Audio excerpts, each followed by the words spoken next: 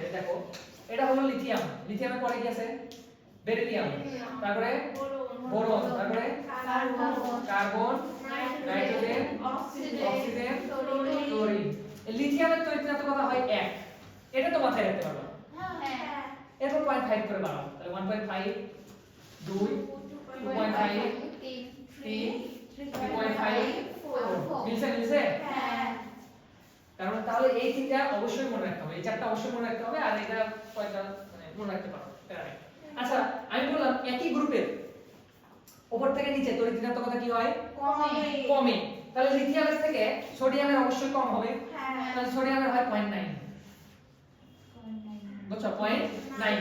এরপরে আবার চিন্তা করো সোডিয়াম, ম্যাগনেসিয়াম, তারপরে অ্যালুমিনিয়াম, তারপর যাচ্ছে। আচ্ছা ঠিক আছে, এরপরে 0.3 করে বাড়ে 1.2 1.5, বুঝছো? তাহলে একই পর্যায়ে বাম থেকে ডানে তড়িৎচেনাত্মকতা বাড়ে, মানে তৃতীয় ক্ষেত্রে বাড়ে, তৃতীয় পর্যায়ের ক্ষেত্রে বাড়ে 0.3 করে, আর দ্বিতীয় পর্যায়ের ক্ষেত্রে বাড়ে 0.5 করে। ঠিক আছে, এত মনে রাখার দরকার নাই, তুমি খালি মনে রাখো এই কার্বন, নাইট্রোজেন, অক্সিজেন, ফ্লোরিন, আর ফ্লোরিনের নিচে কি আছে ক্লোরিন, তাহলে ক্লোরিনের কত হবে 3, ক্লোরিনের 3, এরপর অক্সিজেনের নিচে